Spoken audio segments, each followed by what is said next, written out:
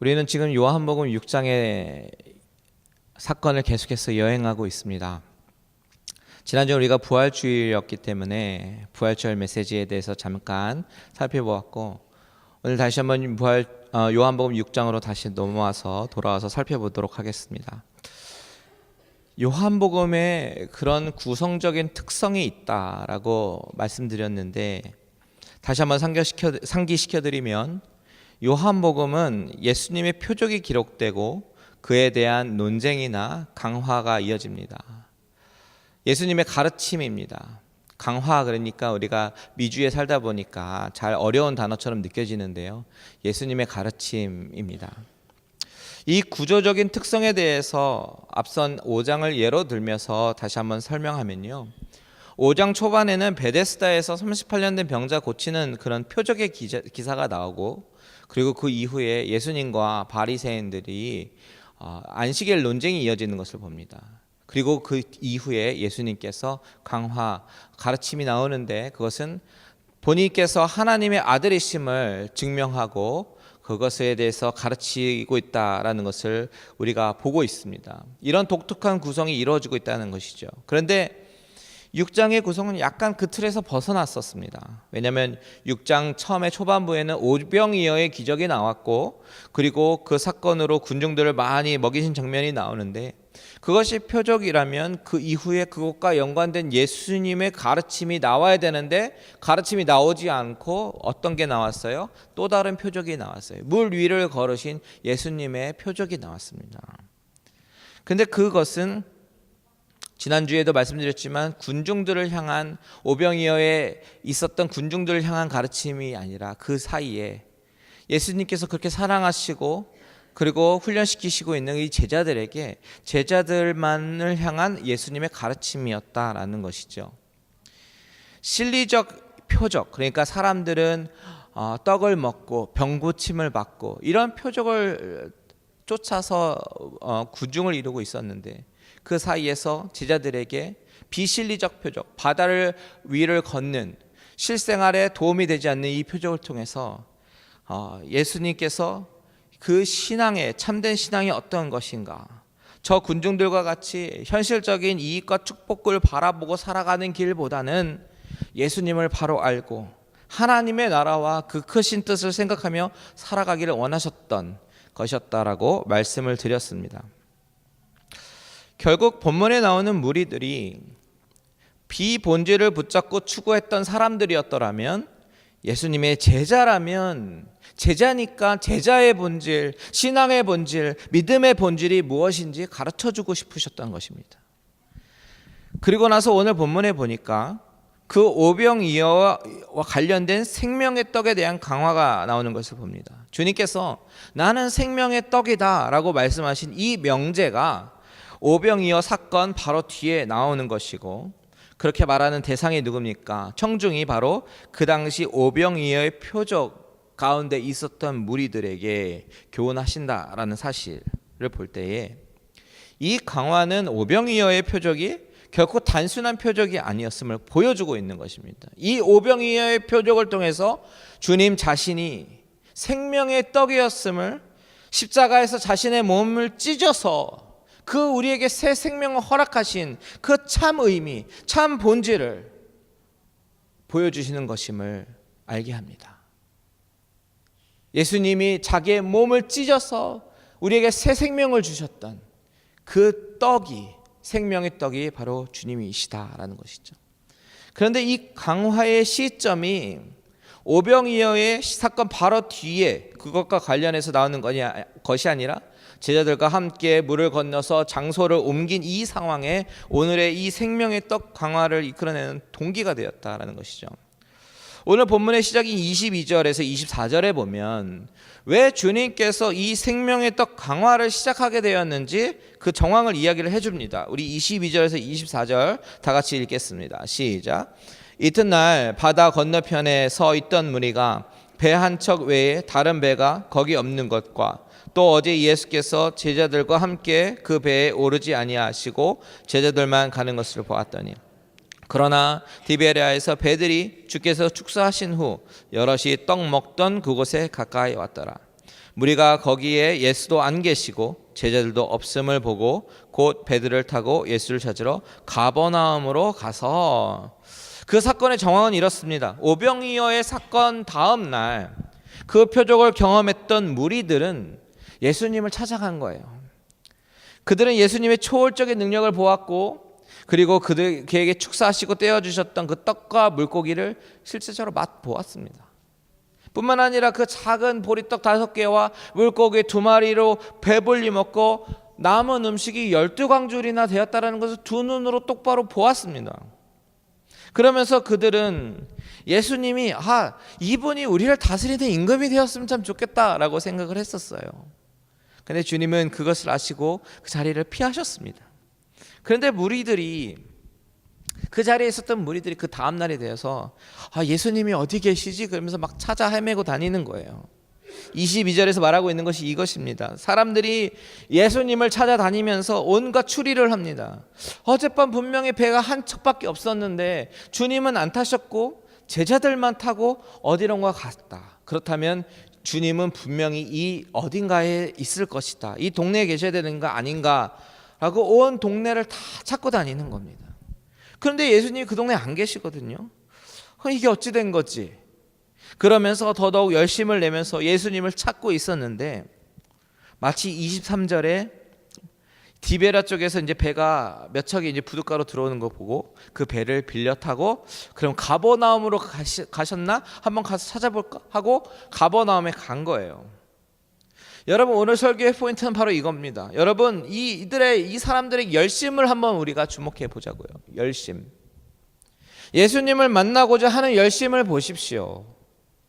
그들은 예수님을 찾다가 배를 타고 가버나움으로까지 건너가면서 예수님을 찾고 있었던 그들의 열심이 있었습니다. 왜 그런 열심이 있었습니까? 관심이 있기 때문에 그래요. 사람들은 자신이 관심이 있는 곳에 모든 열정을 쏟게 되어 있습니다. 그들은 예수님의 표적을 경험했고, 그 표적에 관한 관심이 그들로 하여금 그렇게 열심히 주님을 찾게 만들었습니다. 그런데 우리가 여기서 냉철하게 생각해 보아야 되는 질문이 있습니다.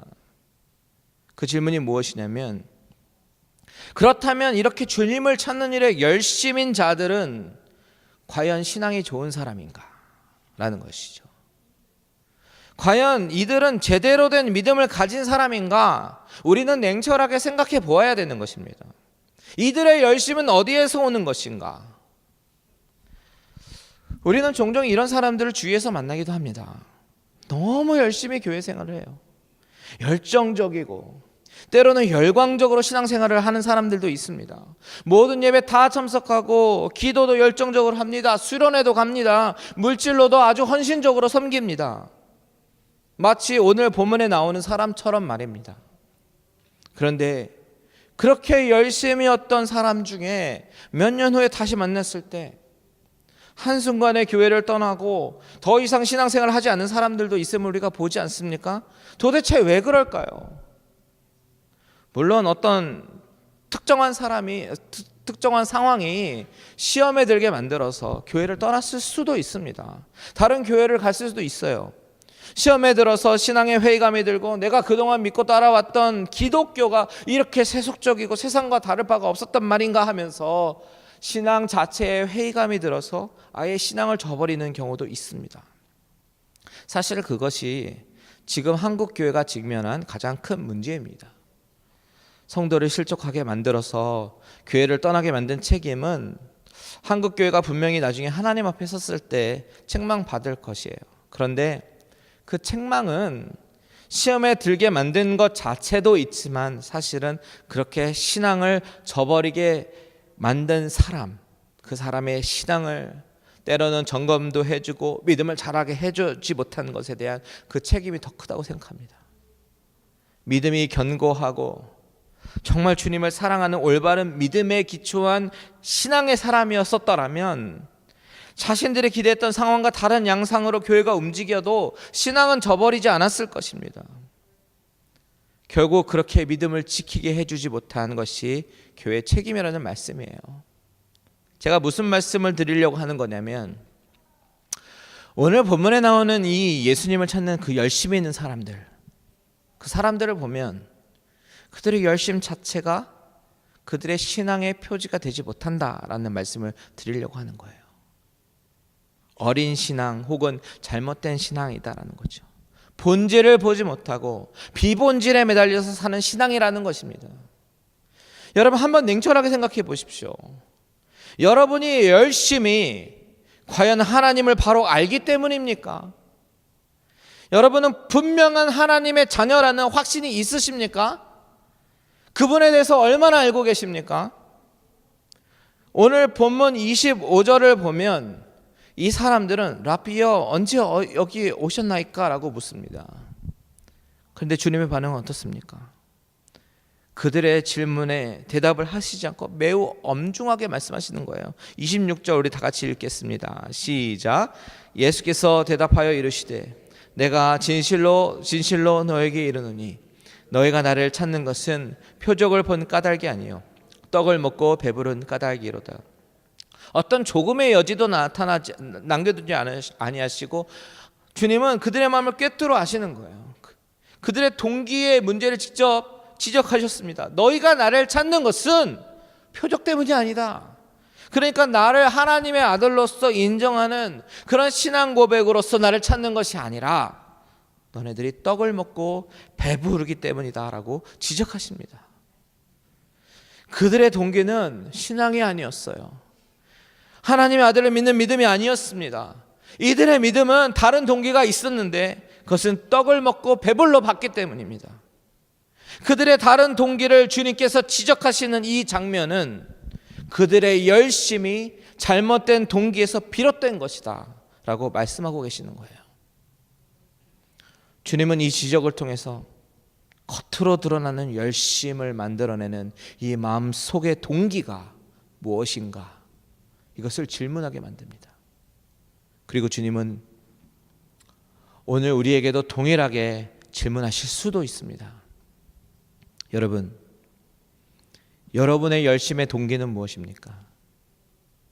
어떤 분에게는 사람들로부터 인정을 받기 위한 것이 동기가 될 수도 있고 어떤 분에게는 하나님께 열심히 기도해서 현실에 닥친 문제를 해결 안 받고자 하는 이런 비본질적인 동기가 있을 수도 있고 어떤 분에게는 그냥 교회에 출석해야지 마음이 편하고 무언가 종교적으로 헌신했다라는 그런 위로감이 있기 때문에 열심을 내는 분이 있을 수도 있습니다. 만일 그렇다면 그것은 본문의 무리들처럼 가슴의 충만함이 아니라 배부름에 의해서 움직이는 사람들입니다. 이 사람들을 생각해 보십시오. 이들은 주님의 기적을 체험한 사람들이에요. 그럼에도 불구하고 그들의 참된 믿음과 신앙을 가져다 주지 못합니다. 그런 기적은 일시적인 만족은 줄 수 있어요. 그렇지만 그것은 영원하지 않습니다.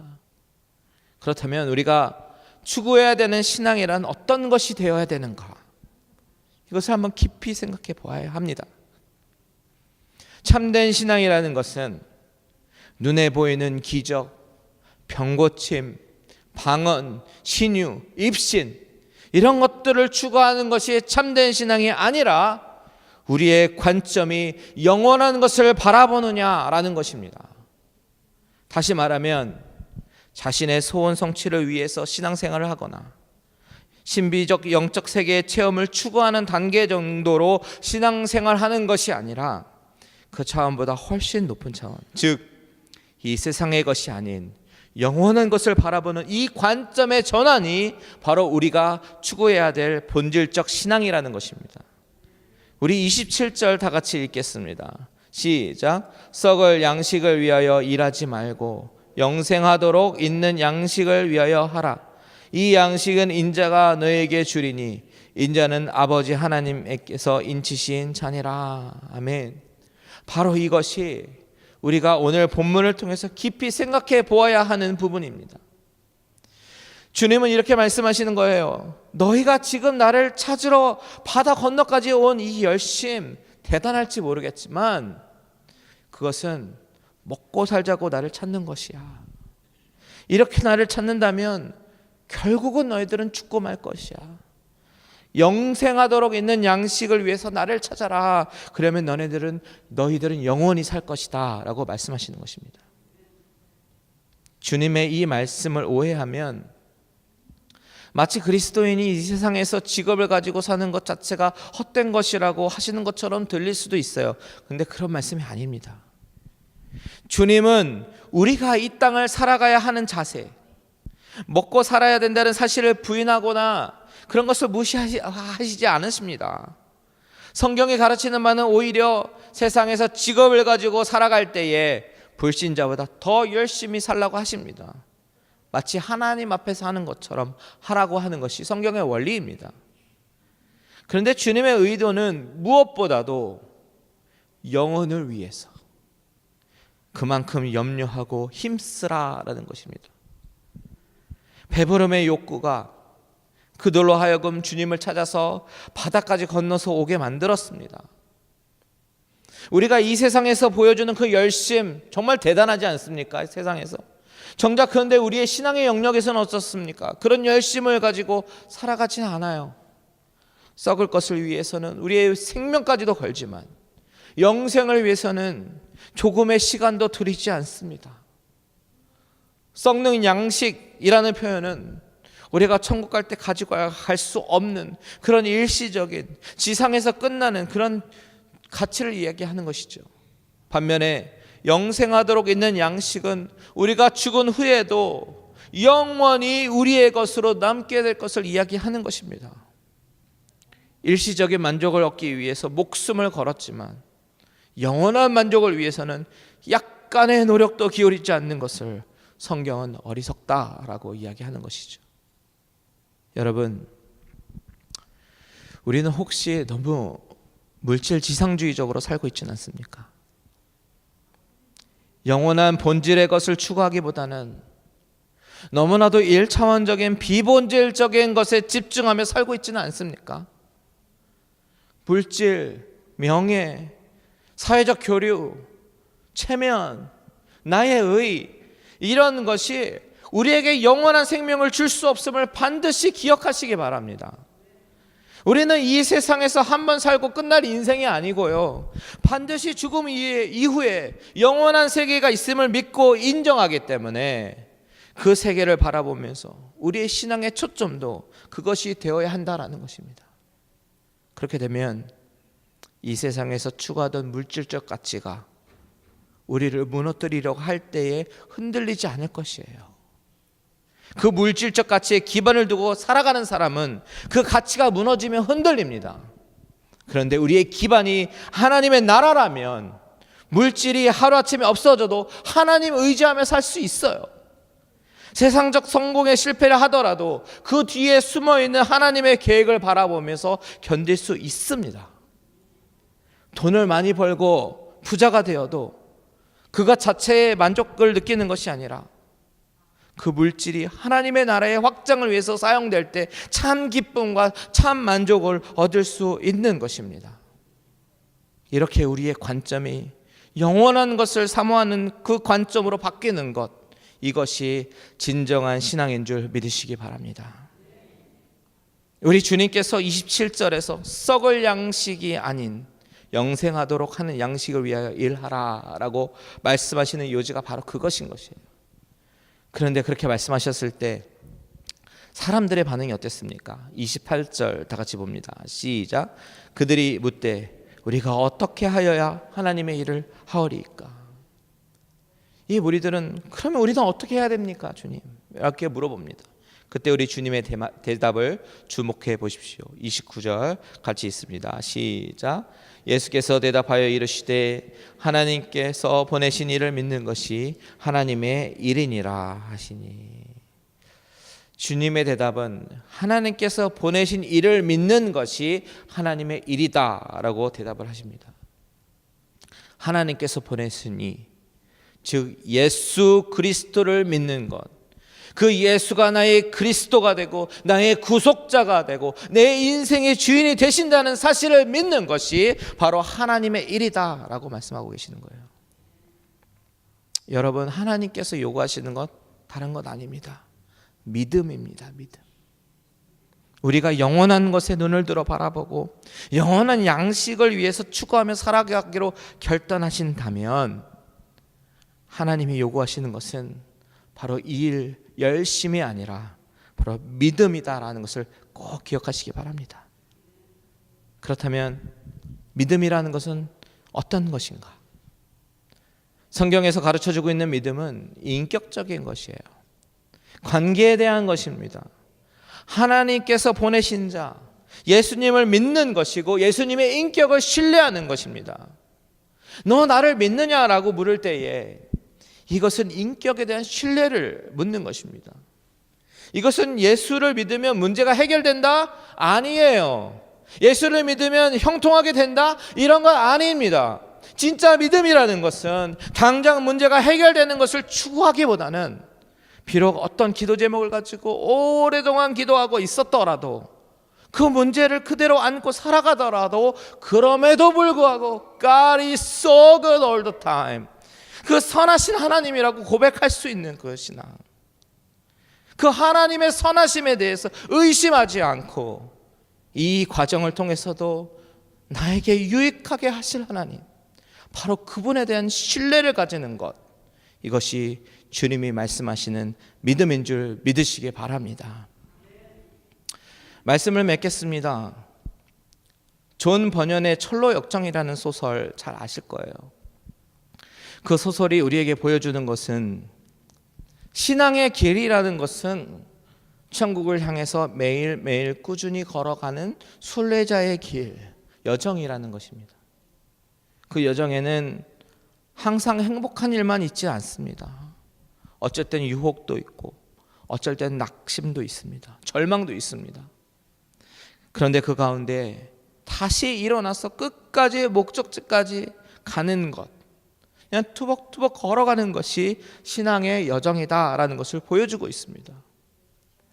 여러분, 우리 삶이 결코 쉽지는 않겠지요. 기도 제목 많이 있으시죠.